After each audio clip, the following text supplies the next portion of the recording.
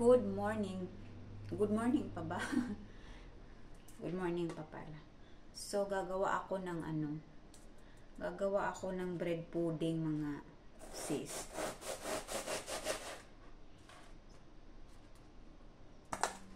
Kasi medyo matagal-tagal na akong hindi nakagawa ng bread pudding. Hindi matagal na talaga, mga years na. So, naisipan kong gumawa ng bread pudding ngayon kasi meron akong tinapay na naka-stock lang. Kaya, at meron kaming bisita mamaya. So, ito na lang ang gawin kong panghimagas. Although kahapon nandito na yun siya. Inimbita ko kasi yung asawa nitong friend namin nasa Pinas. Teka. Ouch. Unahin ko muna yung kasi nga matigas. Ito na lang ang gawin kong pang mamaya. Pang dessert.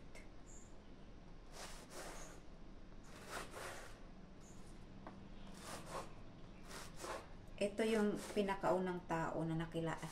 Bukod sa asawa ko, ha. Ba't ang putla ko? Para akong patay dyan. Tsura ko. Ang putla ng mukha ko. Bakit kaya ganon?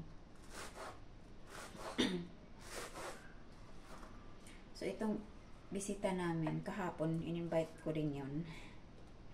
Tapos ngayon sabi ko bumalik siya kasi nga wala yung asawa niya. Nasa Pinas. Noon kasing nasa Pinas ako, iniimbita nila yung asawa ko na doon sa kanila kumain. Eh ngayon naman yung give and take ba? Inaano ko na dito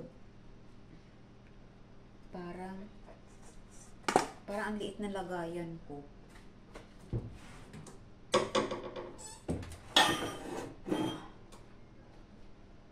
Try ko ito mga manok.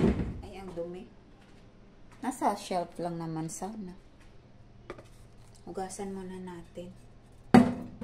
Ba't parang ang ano ko nga? Parang akong may sakit dyan sa ano. Sa camera ko. Yaan mo.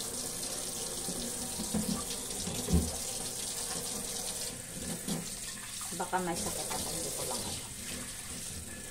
O hindi lang ako sanay talaga na tingnan ang itsura ko. So kasi pulang-pula yung labi ko. Pero ang tanda ko na mga manang. Kailangan ko na ng mga ano, pampabata. Diba? Hindi na natin mapigilan talaga pag tumatanda tayo.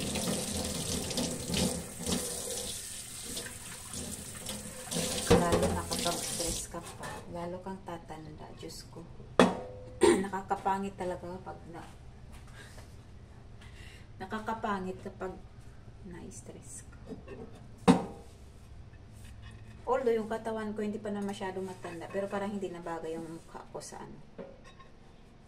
Ganon. Yung mukha ko hindi bagay sa katawan ko. Feelingera. Okay. So, ilipat natin to kasi kailangan kong palambutin muna ang aking tinapay.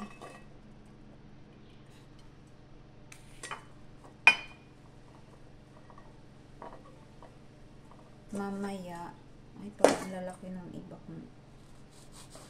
Ay, kalahati lang ako dyan. Gumawa ko ng bread pudding pero hindi nakita yung ginawa ko, diba? May ganon.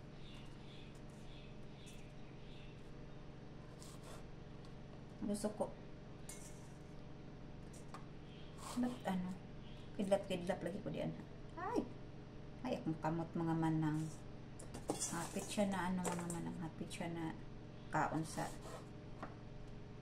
bread knife.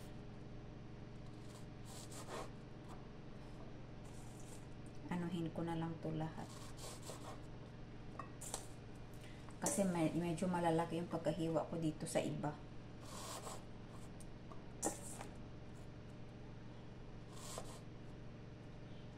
Yung iba malalaki, yung iba maliit.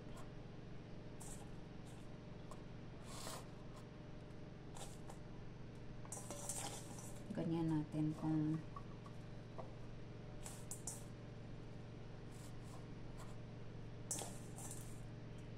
mukha nga akong may sakit mga manang. Dito ko na lang i-bake yung aking ano. Kasi maliit pala masyado yung isa.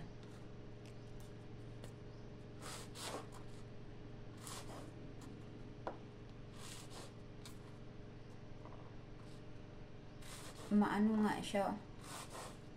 Lalong pang pangit. Magpailaw kaya ako. Sige, tignan natin. Pagpasensyahan nyo na yung mga o ganyan talaga. Hindi ko na siya mawala. Mula nung ano ako. Mula nung nagka diba? So, kunin muna natin yung gatas.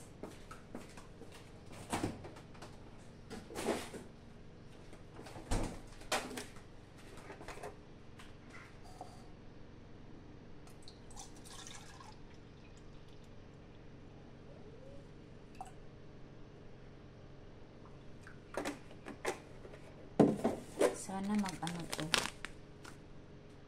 Ay, parang medyo malaki ata ito ah. Ito na ang problema. Hindi makakaintindi ng German.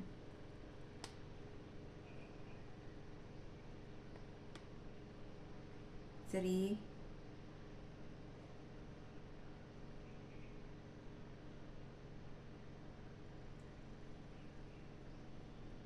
Ewan ko ba kung bakit wala silang translation ng ano, ng mga German, walang English translation. Kaloka. Nasaan na ba yung isa kong pang ano dito? Pang ikot.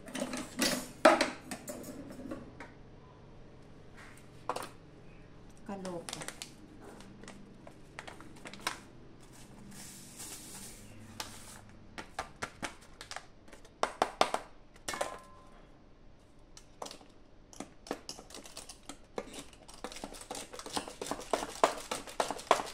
Alam kung kailangan yung medyo mahaba-haba yung ano natin. Ayun. Ayun, ito maikot.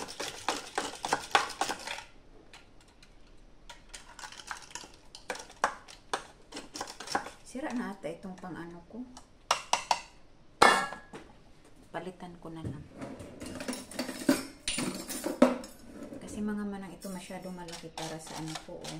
Hindi ko siya maikot naman. Kailangan ko siyang ganito na lang.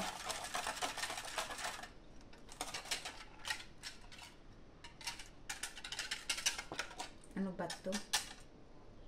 Talaga kami nagkaintindihan kung ano.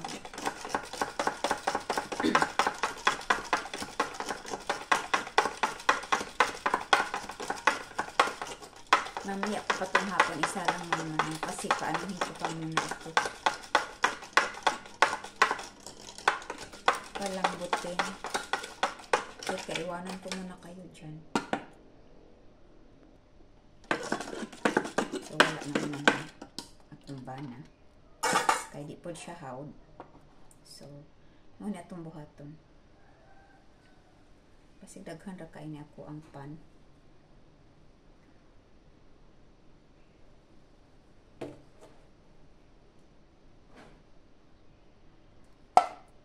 Daghan ra kayo akong tinapay mga manang. So, ang ending ani niya, gahi jud ni siya.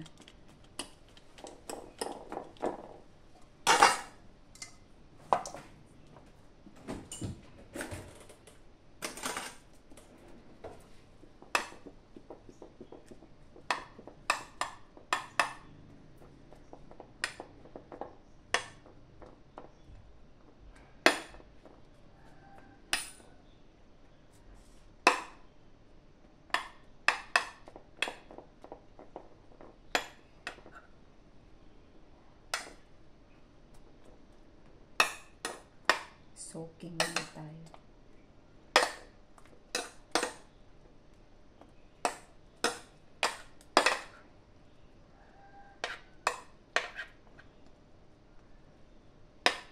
Kasi para mabasa lahat. Ganyan ko na lang.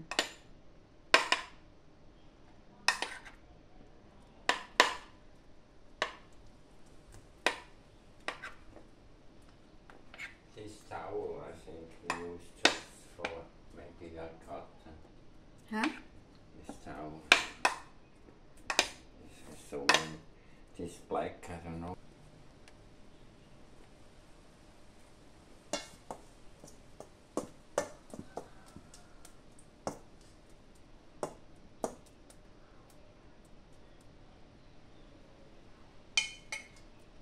Pwede na siya mahumay.